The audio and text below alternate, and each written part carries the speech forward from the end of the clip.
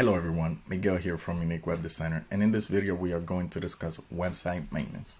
This is something that a lot of small business owners, when they come to me about building a website, they are curious about, and they want to get information about what the cost, what's involved, and a lot of times they'll tell me that their previous web design company was charging XYZ number to do maintenance, and that they've heard website maintenance costs this much or whatnot, and that they need it. And to be honest, that is all bullshit. Like, you do not need website maintenance for the most part. Most companies do not need it. I'm not gonna say that everybody doesn't, but most companies do not need website maintenance. It is BS. And I'll show you an article, just a snippet from an article that let me see. So according to WebEx, the average cost of building a website ranges from $12,000 to $150,000, and the average cost of maintenance ranges from $400 to $60,000 a year. Now, that's a huge difference, obviously. And when it comes to actual cost involved, most companies that I know locally charge between $300 to $1,000 per month to do maintenance on websites. And me personally, I do not provide that service. Or let me not lie, let me go back. Yes, we do provide website maintenance services, but only if the client tells us, hey, I want you to do some kind of maintenance on my website on a monthly basis. Why? Because we use WordPress, and WordPress, you can set it up where, like, on WordPress, you'll be using some plugins, and those are things just that enhance the capabilities of the websites. And a lot of times those plugins are updated, just like Google updates their Android system, Apple updates their operating system. A lot of the software that goes behind creating a website are being updated constantly. So the more things that you use, the more updates that you're going to need. But you can set it up in WordPress so that they update themselves. And the only thing you're going to need a developer for, or a designer, is if something goes wrong. So for years, you could be doing your own updates automatically, and nothing wrong is gonna happen. Now, when something wrong happens, yes, contact a professional to fix the issue. But you don't need to be paying that professional every single month $300, $400, $1,000 to do maintenance, when most of the time they're not really doing anything. Yes, they're going to tell you, oh, we're gonna update your plugins, we're gonna go in there, make sure that everything is running fine, make sure that your backups are done correctly, and so on. That's a bunch of baloney. Listen, the systems in place right now do everything automatically. Your backups should be being done automatically. Yes, maybe once a year you may want to pay somebody just to make sure that you have space in your hosting to continue doing backups, or just to delete all the old backups, and so that you never run out of space, and so that, if there's anything wrong with your website, they can go in and check it. But if your website is running smoothly, you do not need maintenance. No matter what anybody tells you, you don't need maintenance. And here, I'll show you some of the things that maintenance supposedly handles. And so, checking for issues. So things like misspellings, broken links, readability, yes, that can be done, and you can see it yourself. If there's something misspelled on your website, you should catch it yourself. You should care enough about your business and your website to know if there's anything being misspelled. You do not need to be paying somebody to check your website for spelling errors.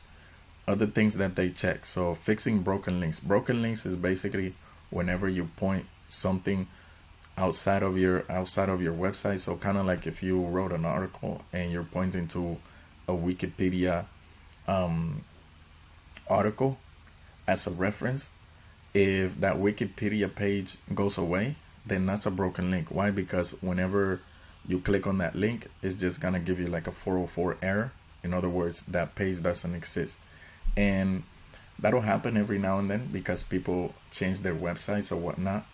But it's not going to happen a lot. You could just do that. You could do a check once every 6 months for broken links, and that can be done with software. You do not need to be paying somebody monthly. Yes, I understand that you may not know the technicalities, so then just pay somebody every 6 months to run a check on your website for broken links. That's it. And if there's any broken links, tell them to fix it. That's it. You do not need somebody working every month, or actually you paying somebody not to work every month because you're paying some maintenance fee. And let's just go over some other things. So update content, regularly updating content. This is the only reason why I would say it's okay to pay a monthly service. So I have about 6 clients that they're basically, they make a lot of money. They want to focus 100% on their business, and they don't want to deal with anything. So whenever they have like a press release that they want to send out and they want to put it up on the website, they do these regularly. So it's kind of like a monthly thing where they'll update like images, they'll get new team members and so on. So these are a little bit larger companies. Yes, those companies, definitely, yes, pay for a maintenance fee. Pay for somebody to help you with those things if you don't have the time to do them. And for that, I have no problem. The 6 companies, I believe, 6 or 7 that I do actual maintenance for, it's because of that. Because they have content, or they'll have articles that they want me to publish on their sites because they don't want to deal with it. They have too much on their plate and they don't want to be worried about those things. And that's the only reason why I would recommend paying any company or any individual a maintenance fee, a monthly maintenance fee, if you are going to update your website regularly and you don't have the time to do it. But if it's just creating like blog posts, anybody in your company, be it yourself, your manager, your employees, they can easily go and create a blog post. It's literally like writing a Word document and hitting publish. So there's nothing difficult about that. But if you're going to change like images on your pages, you're going to be updating specific things on pages all the time because your business is changing and so on, then yes, definitely have somebody being paid to do those updates. But for the most part, for 98% of businesses, there is no need to be paying a maintenance fee to anybody. Not your hosting company, not your web design company, not your developers, not anybody. And let's see. So the other things, monitoring performance. Look, if nothing's broken, you don't need to be monitoring it. Yes, I know people, we have insurance in case something happens. But guess what? When do we actually use insurance? We use it when something happens. We pay for it because the law tells us you have to pay for, let's say, car insurance. And it's good. Yes, pay for your car insurance so that if something happens, you have the backing of a large company. So if you need your car fixed, you don't have to take it out of your pocket. If you were at fault, that company is going to help you pay for the damages and so on. That's beautiful. That's great. It's a great system. Definitely pay for your insurance. But when it comes to website maintenance, if nothing is happening, you don't need it. The government isn't going to force you to pay some maintenance fee because something might happen. No, you need it when something actually goes wrong. Like say on my website, honestly, yes, we update it frequently. But when it comes to maintenance, we've never had to do maintenance. There's never been a problem with like a plugin or anything not being able to update or something going haywire or anything like that. The only time that we did have an issue is when we changed hosting companies. So we migrated the website from one hosting company to another. And at that point, yes, there were things that went a little bonkers and we fixed them. But we fixed them right then. Anything else, yes, if we're updating images, we're doing this, we're doing that, yes, we're doing some maintenance. But in general, most businesses aren't updating their website all the time. Like if you're a pool cleaner, you're not changing your content, you're not changing images, you're not changing anything. Yes, maybe once a year you want to make some changes. At that point, pay somebody. But throughout the year, nothing's gonna happen with your website. Your website is going to be running smoothly. It's kind of like your internet. Your internet, for the most part, never goes down. If the power goes out, yes, your internet goes down. Same thing. If the power goes out at wherever your website is being stored, your hosting company, it's gonna go down. But once the power comes back on, it's gonna come right back up. That's why you see that they say a lot of hosting companies, they'll say 99.9% uptime, because they don't expect your website to go down at any point because of something that they can control. So yeah, you get my drift. Now, updating software, like I said, if you're on WordPress or a lot of these newer platforms, they update automatically, so you don't have to worry about that. Like even Wix is a platform that I don't recommend to anybody because it's very hard to manipulate. So you can't do a lot of the things that most businesses want you to do. If it's just a cookie cutter website, yes, you can do it on Wix. But if you want like a form, if you want this, if you want that, then Wix is not the best place to go. And it's more expensive just to host it than hosting a regular WordPress website. So when it comes to updating software, it's automatic. Make sure whenever you deal with your web designer, your web developers, just tell them, hey, make sure that my plugins, the software that you guys use, updates itself automatically. If it updates automatically, it's kind of like your phone. Every now and then it tells you like, hey, I need to restart because there are some important updates that I need to do. That's it. Your website is going to do that automatically. It does not need your permission if you have everything done automatically. So you can just enable automation when it comes to update, and that's it. You don't ever have to worry about that. If something goes wrong, yes, get somebody to help you, but most likely you're never going to need anybody. Another thing, managing backups. I already touched up on that, so you don't need to manage your backups. If your backups are already being done automatically by your hosting company, you don't need to manage it. You just need to every now and then go in there, check to make sure that you have space.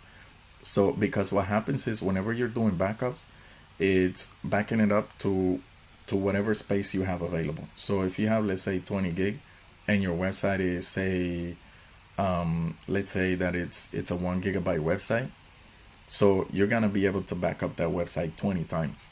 After that, it's going to say, hey, I don't have any more space. Then at that point, yes, you would need to delete all backups, which most hosting companies already do automatically. But if for whatever reason you're using a hosting company that doesn't do that, then yes, whenever you get the warning, hey, you're running out of space, then hire somebody or contact your hosting, say, hey, why am I running out of space? And most likely they're going to tell you, oh, don't worry about it, we're just going to delete your old backups and we'll get you right back in order. Now, improving performance. Okay, so if your website is performing great whenever your developer, your web design company gives it to you, most likely it's going to continue functioning that same way. Why? Because unless you're updating it all the time, your website is what it is. It's not going to change. It's not going to do anything that you don't tell it to do. In other words, the only things that I've seen affect the website, really affect them, is when they get hacked. And that does happen every now and then. And unfortunately, there's nothing, for the most part, there's nothing that any specific individual, any one individual could do to prevent that. Now, if you have your SSL certificate up to date, which you buy one time, and then depending on the hosting that you have, that's also done automatically, you won't have problems for the most part. Then a lot of hosting companies, they'll have like firewalls, they'll have this, they'll have that to combat, hackers and so on. So, but for the most part, if a very good hacker wants to hack your website, they're going to do it. Just think about it. They can hack T-Mobile, they can hack the government, they can hack Walmart, they can hack Target. That's why you hear all the time, oh, so and so got into yada yada. They will say data breach at yada yada company. Why? Because if a hacker wants to get into your website, they're going to do it.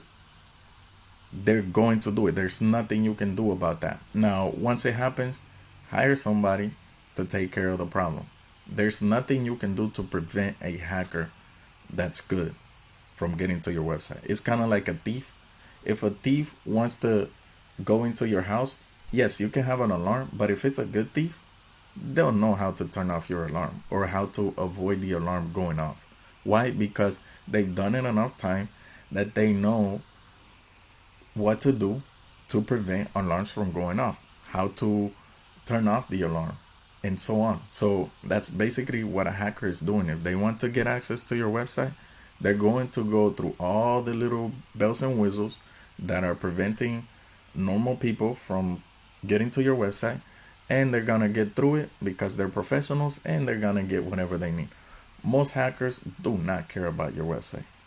Simply put, like if you're paranoid about, oh, is a hacker gonna get my information? No, most hackers don't give a, you know what about your website. They are after the big guys. They're after big information, and the little hackers. I mean, like, yes, it happens every now and then. You hear a story, but the likelihood of your website being hacked is virtually 0.00001%. Yes, it may get hacked at some point. One of our websites was hacked, but I have about 20 websites and I've had them for at least 10 years. And I've had one website get hacked, and I don't do anything for prevention. I don't have anything outside of what the hosting company does. They have their firewalls, they have their security features and whatnot, but I don't do anything when it comes to the website. The one that got hacked, somebody just copied it and they were using the same content on another website, so they were acting as if they were us. And once we noticed that, we took action. But over the 12 plus years that I've had websites, that's the only case that I've had problems with. So it's not a big deal. If it happens, deal with it. Don't go crazy paying $400, $1,000 for some website maintenance because you think your website is going to get hacked. Now, making bug fixes and so on, if there's a bug, yes, get it fixed, but most of the time there's not going to be a bug, so you don't need anything fixed. So just keep in mind, you do not need website maintenance. Do not pay for a website maintenance package unless you are regularly updating your website. And when I say regularly updating, I don't mean creating a blog post. If you're creating a blog post, do it yourself. Have a team member spend 5-10 minutes a day and uploading whatever blog posts, however many blog posts you have for that month, and that's it.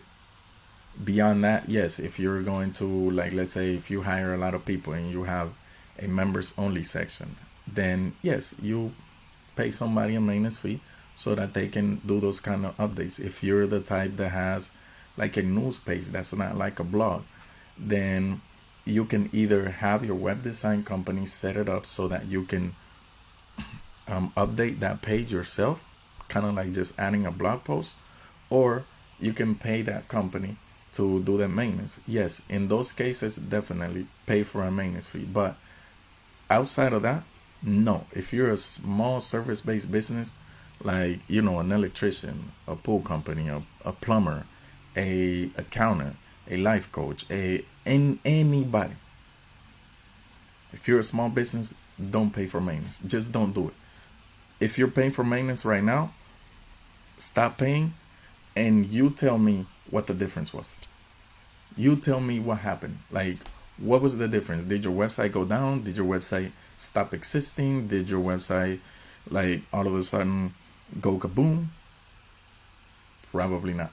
But give it a try and let me know. So hopefully this has been useful to you guys. If you would think somebody needs to see this video because they're paying some monthly fee, hey, share it with them. And if you have any questions that you'd like me to answer, definitely let me know, and I'll do my best to answer them on a live video just like this. And definitely share it, like it, and subscribe to the channel so that you know every time I put out a new video. And as always, you know it, unique is out.